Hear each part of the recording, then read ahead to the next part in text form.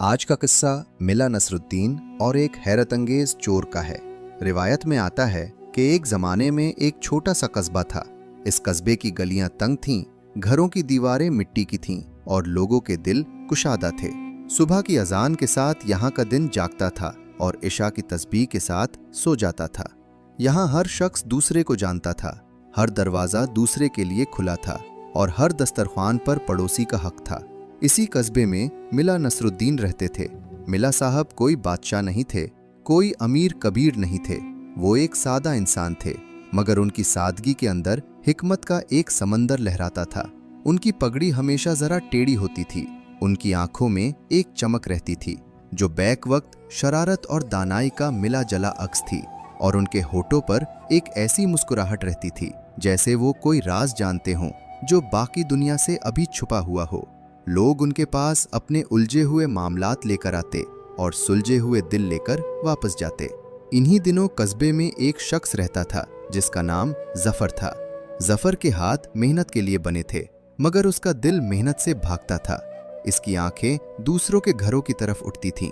इसका जहन हमेशा ये सोचता रहता था कि बगैर काम किए कैसे पाया जाए। वो बाजार में बैठता तो दूसरों की थैलियां गिनता, मस्जिद में जाता तो जूतों की कतारें देखता, और रात को सोता तो ख्वाबों में भी हिसाब लगाता रहता। ये लालच इसके अंदर एक खामोश आग की तरह सुलगती रहती थी, जो धुआं तो नहीं देती थी मगर अंदर से जलाती जरूर थी। एक दिन जफर की नजर पड़ोसी काशिफ के घर पर पड़ी।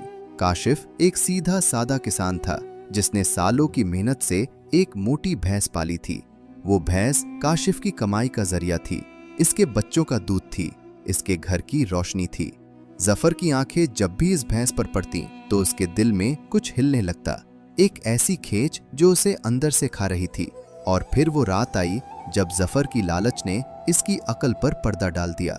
रात की तारीकी घनी थी, आसमान पर बादल छाए हुए थे और कस्बे के सारे चिराग बुझ चुके थे। जफर ने अपने कदमों को आहिस्ता किया, अपनी सांसों को दबाया और काशिफ के दरवाजे की तरफ बढ़ा। इसका दिल धक धक कर रहा था, मगर लालच की आवाज इस धड़कन से भी ऊंची थी। इसने रस्सी खोली, भैंस को बाहर निकाला और अंधेरे में गुम हो गया। सुबह हुई तो काशिफ की चीख पूरे कस्बे में गूंज उठी। इसका रोना महज एक जानवर खोने का रोना नहीं था, ये एक बाप का रोना था जिसके बच्चों का रिज्क चोरी हो गया था। इसकी आंखों से आंसू बह रहे थे और होठों से बस यही अल्फाज निकल रहे थे, मेरे बच्चों का दूध कोई ले गया, मेरे बच्चों का दूध। ये अल्फाज पत्थर को भी पिघला देते, मगर जफर का दिल इस वक्त पत्थर से भी सख्त था। लोग जमा हुए, बातें हुईं, शक की उंगलियां उठीं, मगर कोई सबूत नहीं था। किसी ने मशवरा दिया, मिल्ला नसरुद्दीन के पास चलो। मिल्ला साहिब अपने छोटे से घर के बाहर चारपाई पर बैठे चाय की चिस्कियां ले रहे थे जब लोगों का हुजूम उनके दरवाजे पर आया। उन्होंने सबकी बात सुनी, आंखें बंद की, कुछ देर खामोश रहे और फिर मुस्कुराए।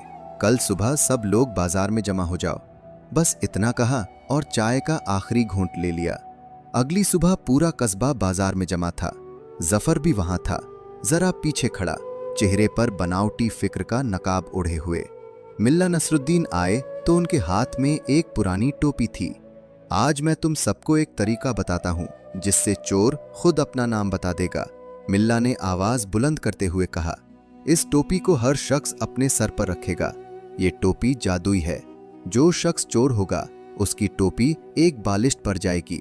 लोग एक दूसरे का मुंह तकने लगे, कुछ ने हंसी रोकी, कुछ ने ताज्जुब किया, मगर सब ने बारी बारी टोपी सर पर रखी और उतार दी। जफर की बारी आई, उसने टोपी हाथ में ली और उसके हाथ कांपने लगे। उसका दिल अंदर से चीख रहा था, कहीं ये सच में जादुई हो, कहीं मेरी टोपी वाकई बर गई तो। उसके पसीने ने उसकी पेशानी को भिगो दिया, उसके पांव जमीन में जम गए। उसने टोपी सर पर रखने से पहले ही उसे जरा आगे कर लिया ताकि अगर बढ़े भी तो लोग ना देख सकें। मगर मिल्ला नसरुद्दीन की आंखें हर हरकत देख रही थीं। बस मिल्ला की आवाज गूंजी और पूरा बाजार खामोश हो गया। टोपी तो किसी की नहीं बढ़ी, मगर एक शख्स का खौफ जरूर बढ़ गया। जिसने टोपी आगे की उसके दिल ने उसे मुजरिम साबित कर दिया।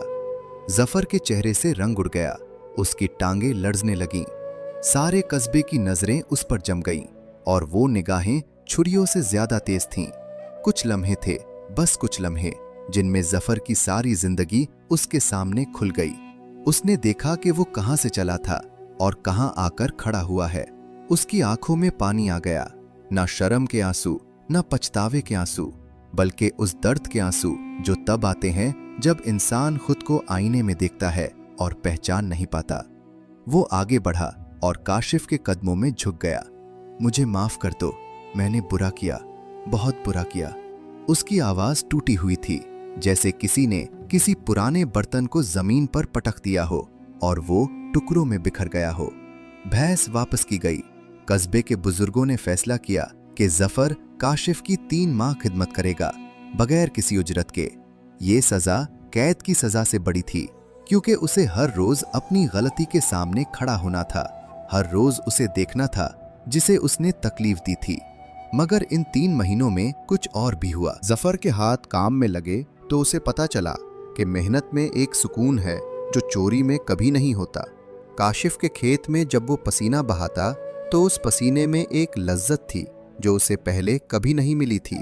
और एक दिन काशिफ ने खुद उसे खाने पर बुलाया, उस दस्तरखान पर जहां से उसने रिस्क छीनने की कोशिश की थी। इसी दस्तरखान पर उसे हलाल रिस्क मिला। ये देखकर जफर की आंखें भीग गईं। मिला नसरुद्दीन उस दिन बाजार से गुजर रहे थे जब उन्होंने जफर को काम करते देखा। रुके, मुस्कुराए और आहिस्ता से बोले, जानते हो, इस टोपी में कोई जादू नहीं था। जादू तो उसके अंदर होता है जो चोरी करता है। उसे पता होता है कि वो क्या कर चुका है। ज़मीर की आवाज़ से बड़ा कोई गवाह नहीं होता। और अल्लाह, वो तो उस वक्त भी देख रहा था जब तारीकी थी, जब कोई नहीं था, जब तुमने सोचा था कि कोई नहीं जानता। वो हमेशा जानता है। जफर ने सर झुका लिया और इन अल्फाज ने उसके दिल में वो बीज बोया जो आगे चलकर एक नई जिंदगी बना। ये किस्सा सिर्फ एक चोरी का किस्सा नहीं है मेरे दोस्त। ये किस्सा हर उस लम्हे का है जब हम सोचते हैं कि कोई नहीं देख रहा। ये किस्सा उस यकीन का है कि हमारा ज़मीर कभी नहीं सोता। दुनिया में कोई इतनी गहरी तारीकी नहीं जो अल्लाह की बसारत को रोक सके, और कोई ऐसा राज नहीं जो रोज़े हिसाब छुपा रहे। अगर आज तुम्हारी जिंदगी में भी कोई ऐसा लम्हा है जहां तुमने गलत रास्ता चुना है, तो जफर की तरह झुक जाओ। तौबा का दरवाज़ा खुला है, अल्लाह माफ़ करने वाला है, मगर पहला कदम हमें उठाना है। ये था आज का हसीन किस्सा। अगर इस कहानी ने तुम्हारे दिल को छुआ तो उसे उन लोगों तक पहुंचाओ जिन्हें शायद इस वक्त इस सबक की ज़रूरत है। अल्लाह हम सबको सीधी राह पर रखे। आमीन।